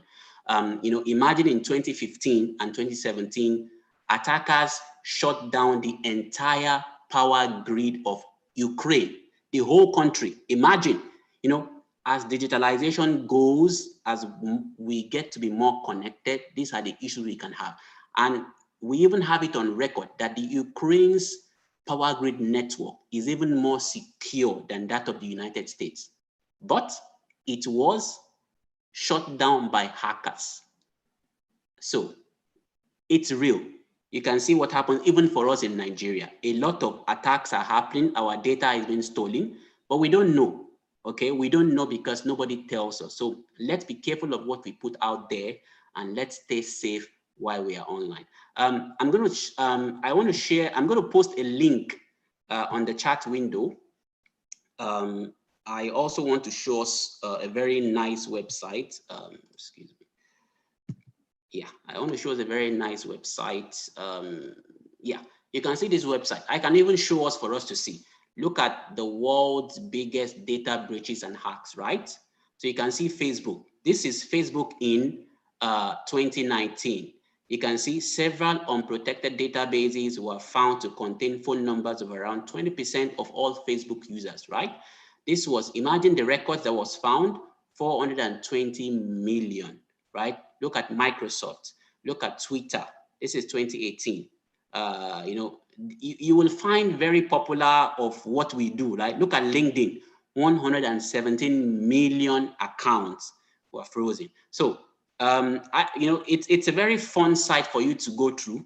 Like I said, don't be paranoid. These things happen, okay? We have to just deal with it, right? So you can see this started way back 2004, right? So attacks have started in 2004. I'm going to put up the link for us too. We can have fun with it. And there's another one, right? Look at this site. Let me remove my email address, okay? Yeah. So this site is called Have I Been Pwned, right? You want to know if maybe your email address has been compromised in any way. You can go to this site, put in your email address, put enter, and you can figure out what is the response by yourself, right? So it's always good to change your passwords. You know, I've asked us to that when was the last time you changed your password? And one thing I would like to mention, a lot of us, we like our spouses, we like our kids, we like our husband, right? And your password is Temilade 2010 because you had Temilade in 2010, right? Your password is your husband's name at the year you got married. You know, for hackers, these are easy password, right? I just need to go on Facebook, look at what is your husband's name. Perhaps you posted your wedding videos online and people start to combine those information together. You know, 1 + 2, 2 + 2, 3 + 3. You know, these are what people do, right? We know we are so carried away. And the truth of the matter is people commit these mistakes all the time, all the time, all the time. So let's be safe out there. You know, this is just a little of what we could, you know, discuss in the shortest time space. I hope it was very, very helpful for us. Let's take care of what we post online, what we do online. And, you know, I wish everyone, I'm hoping that everybody learned a thing or two from this topic. Assalamu alaikum wa rahmatullahi wa barakatuh.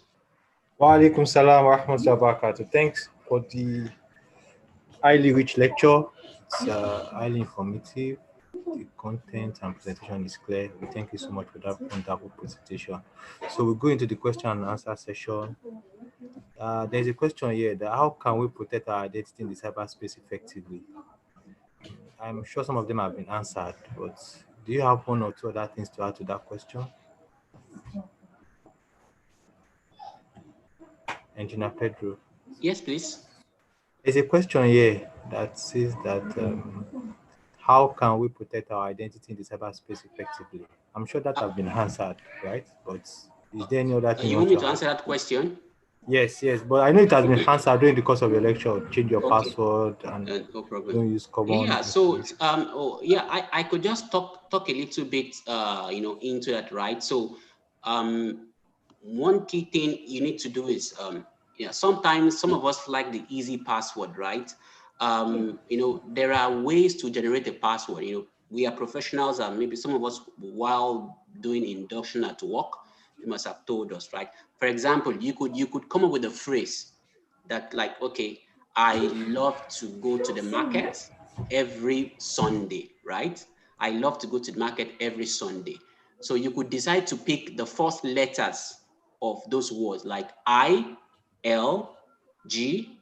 The thing is, you can remember it, right? You don't need to also write it down. I love to go to the market every Sunday. Then you could just mix it up, like maybe add numbers. Maybe you can replace your I with one, or like exclamation, or your O. If it's an O, you can replace it with zero. And let's try to avoid very known word, like somebody would do Oshodi 123 as password, right? So what attackers do out there is like there's something we call password spraying or dictionary attack, right? They go to pick up known passwords like names of people, names of places, names of pet animals. These are what people use, right? And these guys have systems that are very powerful. They use scripts, right? So you just see you have an email address, right? You just start spraying. You just start doing the dictionary attack, wherein you just run the password through, and a EJ, UJ kind of a thing, right? So once they get it, they know this is the password, right? So we need to use complex password in terms of, you can use phrases like I've said, right? I love to go to the market on Sunday, and you mix it up with some numbers, then you can use it. And also it's always recommended to change your password, change it. And sometimes what I've noticed is like when a couple times when there is a breach in Yahoo, right? They send you an email to change your password, or sometimes they force you to change a password. I think this, I think, there was a time LinkedIn does this, right? So let's be conversant with those messages. When we get them, let's take action, right? Let's take action. It is very, very important. And some of us are always fond of storing password, right? You create an account, you store the password. It's not a very good practice. It's not a very good practice. You store the password on your, like, okay, you let the browser store your password. And one thing I would want to mention to us is like, yeah, cookies. Cookies is something that we also need to be very careful. Yeah, a lot of sites now use cookies, but of course, so if you can occasionally clear them out of your system, let it let it get stored again. It's something you should consider. But yeah, it's not compulsory. Yeah, so Okay, thanks. that's about it. Okay, there's another question here that what's the career paths on this cyber security market? That means the That's career to interesting. trade. I actually had a slide. I actually had a slide for that, but I did not put it up, right? I did not put it up. I didn't, because I knew that question was going to be asked. It was going to be like an extra. Give me a moment. I wrote them down actually. I wrote them down. So there are so like I said, the industry for cybersecurity is very big. It is very big, and there are different career paths. There are so many things you could do. Typically because there are many individuals in this space, like your network security forms part of the ecosystem of the cybersecurity. You could be a network and security engineer. You could be a reverse malware engineer, right? Somebody that studies the malwares, right? You study the malware and you're able to reverse it. Because what happens is, your antivirus, your anti-malware, what they do is they have guys who are seated in a room who study these malwares, and they do like a reverse engineering in order to be able to come up with something that can protect people from that malware. So you could also be, you could be a pen tester, right? A pen tester is somebody who is hired to test an organization's defense system to see how strong or weak it is, right? So you could be a pen tester. You could also be an information security analyst, wherein you know the best practices for organizations when setting up things, what they should be doing. You could be an auditor, right? You could be an auditor. It's a part. Wherein you audit information systems, right? So you look at people's policies. I don't know if I can get up something. I would post it. There is just so many. There's just so many. There is so many. Okay, thank you for that. For the career path, that means you advise you to go for trainings in information security, malware, and network There is a lot security. of them. I'm trying to pull up something. Give me a moment, please. I'm trying to pull up something, and if I can. put it up. I will share it. Give me a minute. As we go along, I will. Okay, no problem. Them, so we have another question here that the questioner asked: is it possible for a personal laptop to be hacked or any other electronic device It is that is possible. connected to the internet, either through the identity number of the device? You understand? The question is: every device has an identity number, Yeah. either mobile, any electronic device. So is it possible that by mere virtue of your identity number, the content of that device will be hacked? So there are different ways to get hacked, right? So now, you know, sometimes they tell us like people might have been hacked and they don't know, right? In fact, sometimes, I don't know if you've heard about crypto mining, wherein there is a lot of for some reasons you visited a website, right? While visiting that website, maybe, you know, today you visit site that gives you crazy ads, right? Crazy adverts. Perhaps you've somehow clicked on that advert and it's a malicious thing, malicious link, something gets downloaded. And that way your system is. Now, I'll tell you why, because sometimes you don't need to even click on what you downloaded. It is programmed to execute itself once you download it. So sometimes what happens is you would not even see anything happen. Sometimes these things are programmed to act at a particular day and time. So even if you, okay, yeah, I just clicked on something, okay, yeah, it's okay. So now, identities are difficult to trace. You could get the IP address, yes, but that's it. You could get the IP address of the person who, that is even if you know, you could get the IP address, but you know, imagine somebody was carrying out an attack from Russia, right?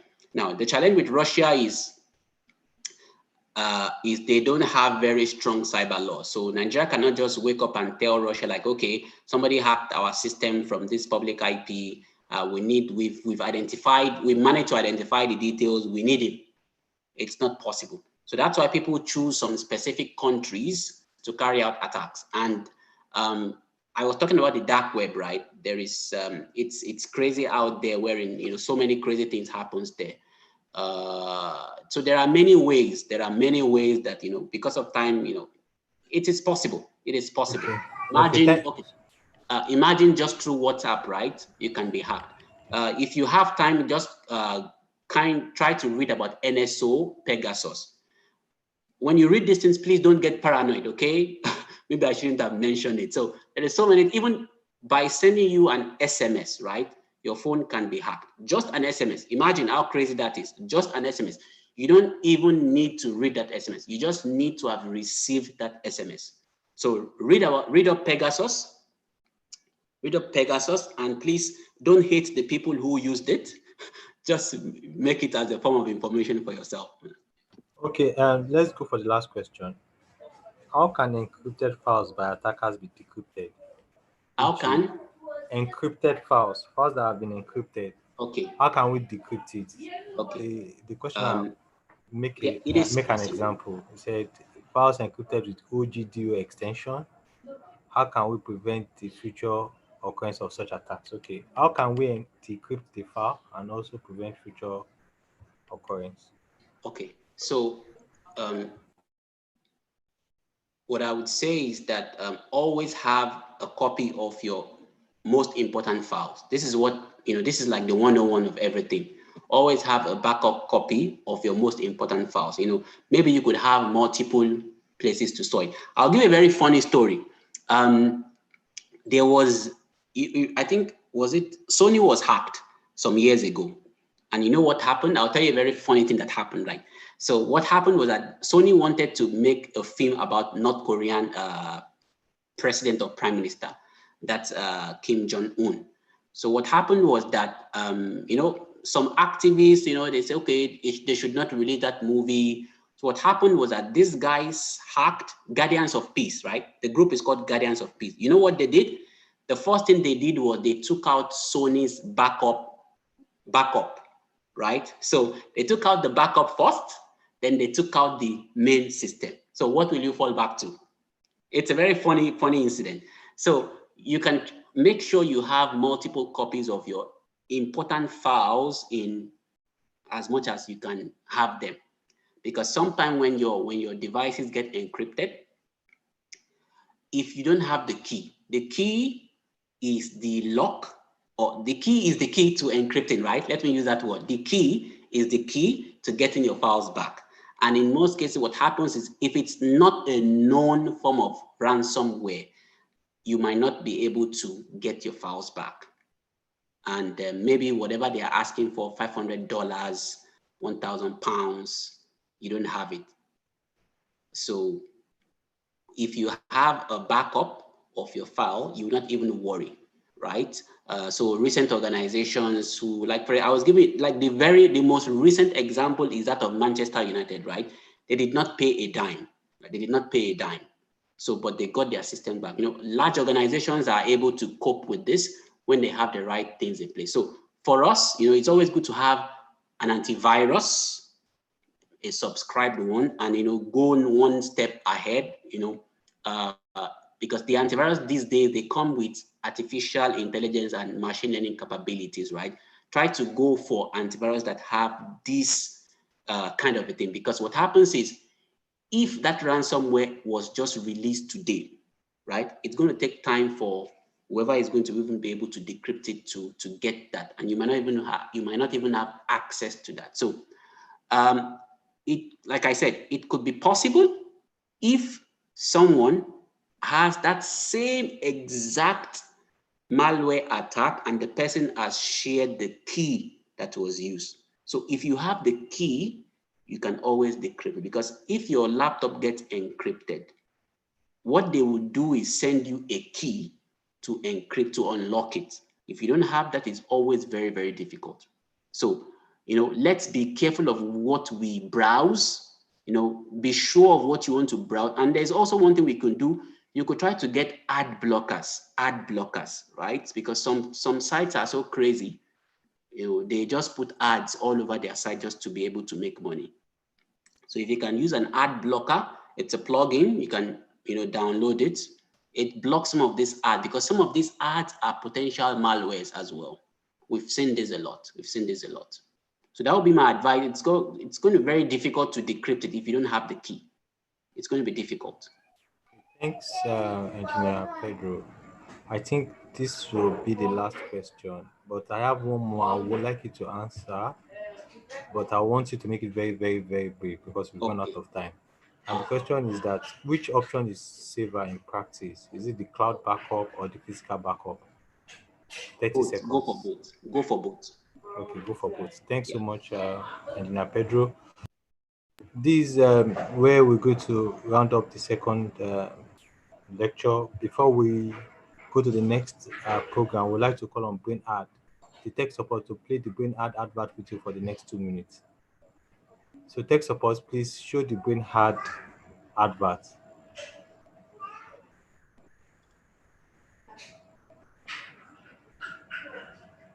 Tech support, are you there?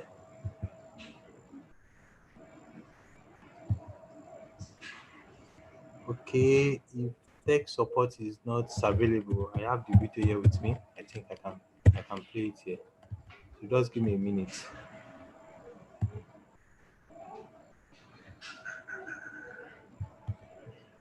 Sorry, just hold on a minute. Let me share my screen. I'll play it for. Okay, yes. Sorry, can you see my screen? Yes, we can. Okay.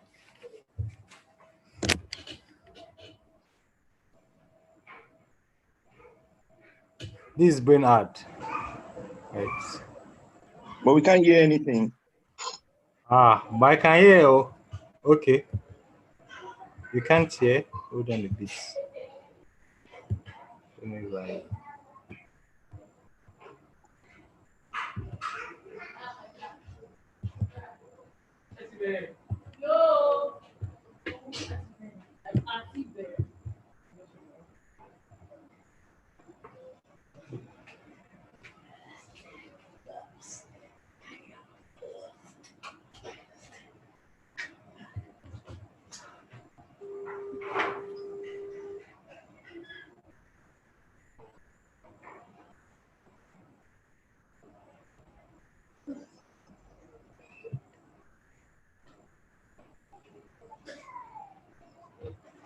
Can you hear? Okay. Okay. Maybe I have to mute, I think.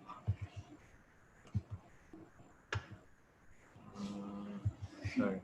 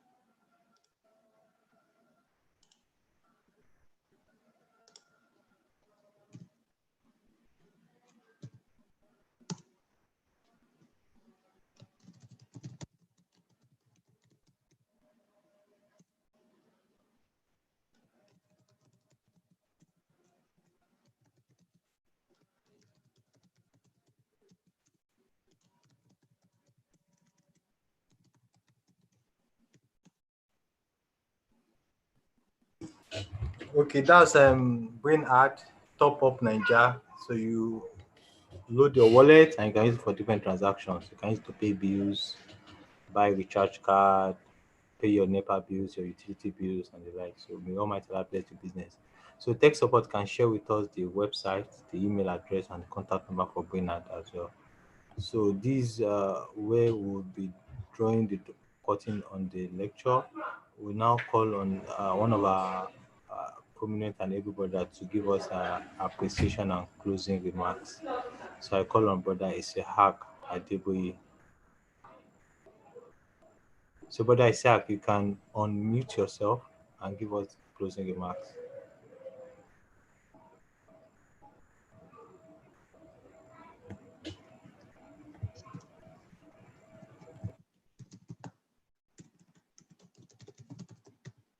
Okay, we also have a poll that which we encourage you to respond to.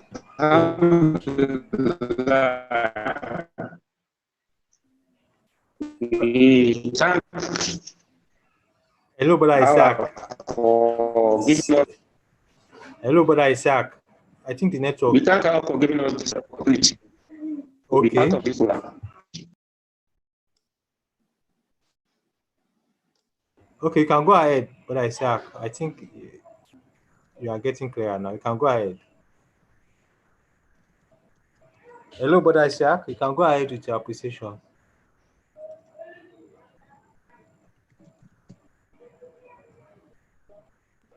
Hello, brother Isaac. Are you there? Alhamdulillah. We thank Allah for giving us this opportunity to be part of this program.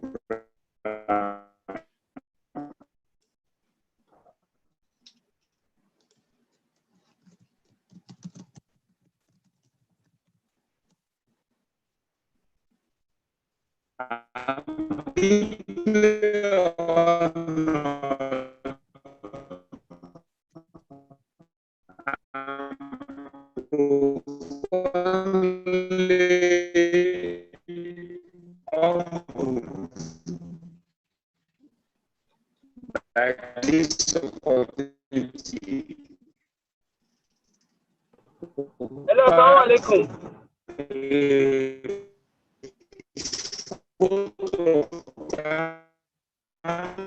Sorry, but Isaac, we couldn't hear you properly. I think there's a challenge with your network. So, hello. Please, can I be allowed to take the vote of thanks on his behalf? Okay. Yeah, please do, You sir. can go ahead. You can go ahead. But Isaac, please All right, mute so yourself. we want to. Okay, you can help us mute him. I guess he's having connectivity issue. So we want to thank everyone for honoring us with this attendance. First and foremost, I want to thank Engineer Abdul Sabu. It's really lovely hearing your calm voice again. We really appreciate your presence. And my honorable cyber security consultant, Engineer Abdulaziz Pedro. In fact, when I saw your video and I was so excited because it's been a while. We really appreciate your time. We know all of you. You've been there and you are far ahead of all of us. We are not going to continue to reward you and continue to make you better. Just for everyone, all of us, we can see the reality about life around digitalization and around cyber security to ensure that we are duly empowered and we remain relevant. As the professional group, we have decided that we are going to do this as an eye-opener and also do a follow-up training to further empower all of us so that we can start learning the journey around digitalization and not be left behind. So this is just the opening. There's another one for next week. I'm sure they will give us the details. Please let us spread the good news to all our friends and families. In fact, share it with your enemies as well, because they all need to learn and remain relevant. So I want to thank everyone. I'll thank Engineer Saba as well for his coordination of the program. May Allah subhanahu wa ta'ala reward all of us. Assalamu alaikum wa rahmatullah. Wa alaikum salam wa rahmatullahi wa barakatuh. Jazakallah khair for that appreciation. Wa alaikum assalam wa rahmatullahi wa barakatuh. Okay, so on this note, I would like to draw the curtain. So I would like to congratulate every participant and appreciate every one of us that have come, both the lecturers, Engineer Sobu, Engineer Abdulaziz Pedro, and all the listeners, also the coordinators of the program, and all our guests that advertise their products, the M Solutions, Content Punch, Weebies, and Brain Hard. Prepare Almighty Allah subhanahu wa ta'ala bless all your businesses. So I'll call for announcement. Do we have any announcement? Okay, the major announcement is that we're having another session on the 13th of December. This is going to be a training program, and it's going to be on using Microsoft Office suites and online storage and conferencing tool. So a certificate will also be issued to participants. So interested people in certificates should also signify because that will be at a cost, but the attendance for the program will be free. So it's going to be 2 p.m. same time, 2 to 4 p.m. same time on the 13th of December. So we implore everybody to attend. On this note, I say Jazakumullah khairan for everyone that have attended to this session. Let's broadcast to all our friends and families that next week we'll be coming on board with another edition of this training program, APG training program. May Almighty Allah bless it for us. Let's recite 2 out of Astri to round up the program. والعصر إن الإنسان لفي خسر إلا الذين آمنوا